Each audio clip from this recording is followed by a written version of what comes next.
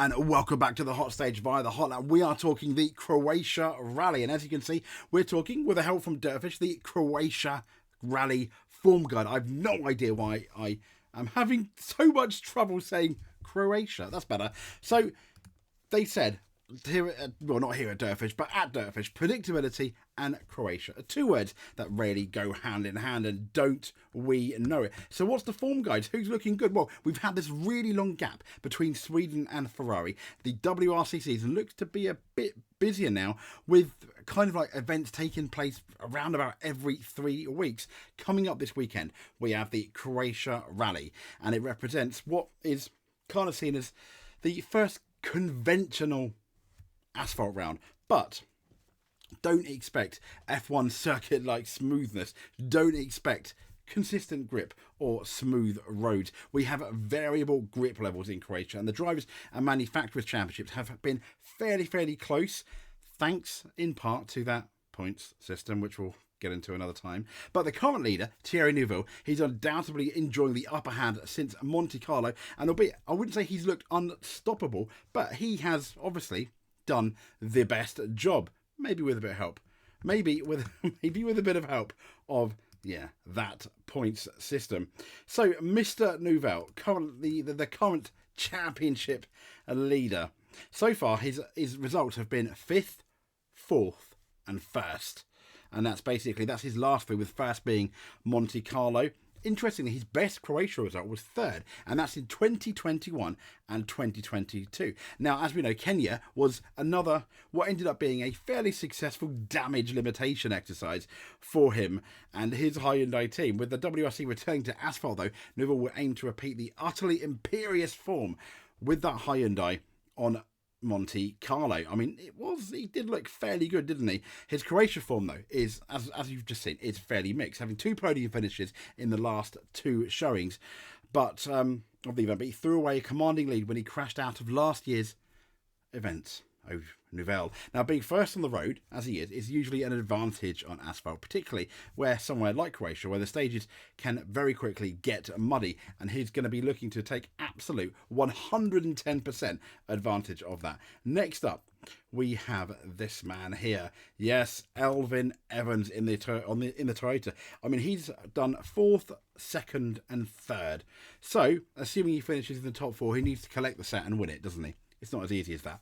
But he is the champion of Croatia, at least last year. He won Croatia last year, but he's yet to win a rally this year in 2024, and this could be his best chance. It's been a largely consistent, people have described, if unspectacular so far season for Toyota's hopeful, and in the Toyota team, let's be fair, their best chance of winning the championship. Evans has pretty much made the best of it, applying the, it's a marathon, not a sprint.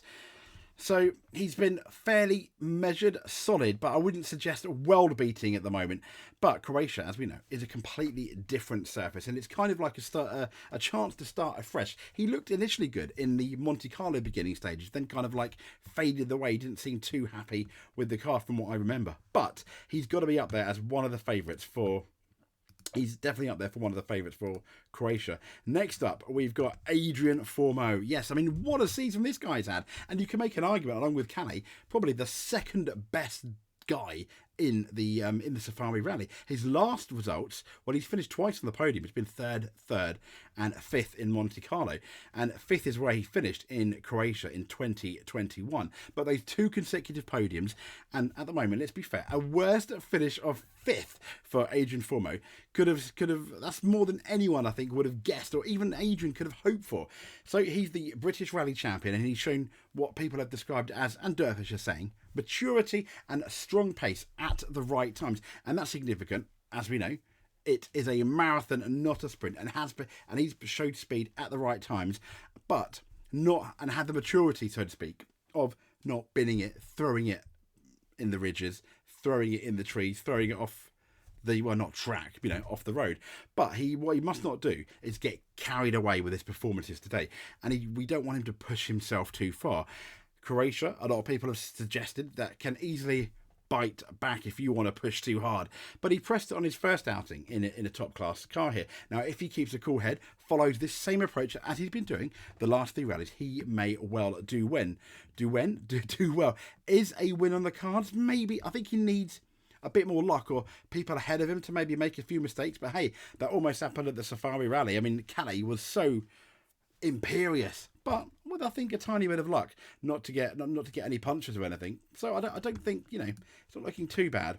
Next up though, as the man, as we said, coming into the Safari, this man, the most, I think, under pressure man, the Hyundai driver, Ott Tanak. I mean, we have, and this is not great, this does not make for good reading, 8th, 41st and 4th in Monte Carlo, obviously 41st in Sweden after that mistake.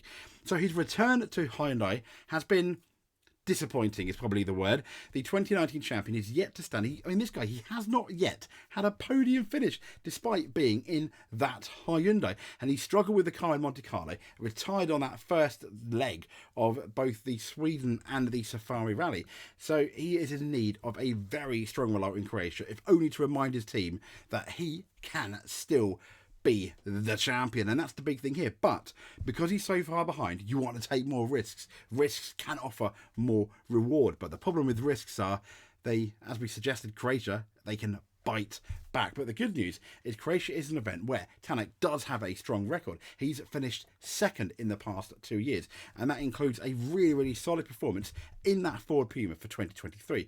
But the bad news is Tanak is likely to face worse road conditions than both Nouvelle and Evans, and there could remain a question over the engine mapping issues that blighted his effort at Monte Carlo's asphalt stages. So who else could potentially be on form?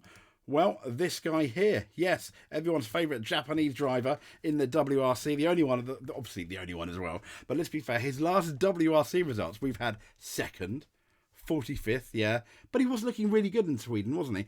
And 7th. His best Croatia result, sadly, is 6th, and that was in 2021, 22, and 23.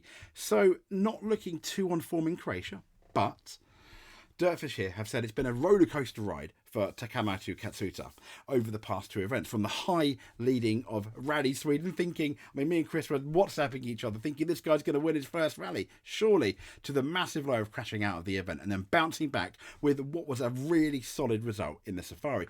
And what that Safari result, I think, demonstrated more than anything, I do think he's turned another chapter in his rally career, because he demonstrated that he can keep his head, something he didn't quite do in Sweden, and that's something he's maybe lacked in the past. So hopefully it's restored his confidence. But as suggested, this rally has not been his best event over the years, but he's always managed to avoid major dramas, which is good. But he's been consistently sick, consistently one of the slowest of the top guns in here. But, and I think what will do well for this guy is his pace in Japan at the end of last year. It showed what he can do on asphalt. So potentially quite exciting times for Katsuta. There are obviously there are other drivers which I don't quite have the pictures of. So what I'm going to do, I'm just going to hopefully start up the website feed. There we go. So they've got Sebastian Ogier. His last WRC results were second, and 4th, with finishing 1st in Croatia in 2021. Now, one of the key reasons it says that Ogier's part-time schedule was to give him more opportunity of winning rallies without championships to worry about. But it says his road position at the moment is going to hamper him as he makes his 2nd start of the season in place of Mr. Calais Rovanperä. It's been, it says it is now 10 months since he's recorded his last WRC victory, and he might be a tough end to run this weekend, they've suggested. But this guy, if anyone's capable, yeah, he could do it. But if he's not in the running for victory, the focus is going to be on doing a good job for Toyota. And one key part is that Super Sunday points, which we won't get into here. Blah. Yes, next up is Mikkelsen. His last 3 results are 6th, 7th, and a slightly disappointing 23rd. But Andreas Mikkelsen returns to the 3rd Hyundai seat, taking over Esa-Pekka Lappi. What a season he's had with that win in Sweden. Fantastic. But so it's fair to say that some eyebrows were raised when Hyundai signed Mikkelsen, it says here, to be its asphalt specialist, particularly given his trials and tribulations in the previous generation's rally car. But Mickelson, they've suggested, made a solid start to that role with 6 at Monte Carlo, particularly given his lack of what was Rally 1 seat time. He's contested Rally Croatia only once before, and that was their first 2021 edition when his WRC2 Skoda sadly shed a wheel early on and cost him any chance of a decent result. But they said he did compete the stages then, but given his lack of experience on both roads and car, and a not particularly great starting decision, he's unlikely to challenge for a podium come Sunday. Now we've got Grigor Monster. As we know, they've 15th, 23rd and 20th. Absolutely horrendous results so far. Not all his own fault, but Dirtfish is saying a very tough start to him. I mean, in Kenya, he was forced to Super Rally again. So far this year, it says 3 events have yielded no top 10 finishes. But Dirtfish is suggesting, and I completely agree with him, that this should be hopefully a more conventional rally where he can show us how good he can be. And he's contested twice before in Rally 2 machinery, albeit they suggest not particularly successful. But once again, I think it's just going to be to come home safely and complete the result. So that's pretty much our form guide for the Croatia Rally. Hopefully we'll get a showing with Chris. If we don't, I'm sure I'll be speaking to you around the weekend or after. Hopefully we can get Chris on the show at least one of the days. That for me would be absolutely amazing. And yeah, so this has been the WRC form guide for Croatia Rally. We will, no doubt, speak to you soon. Thank you very much.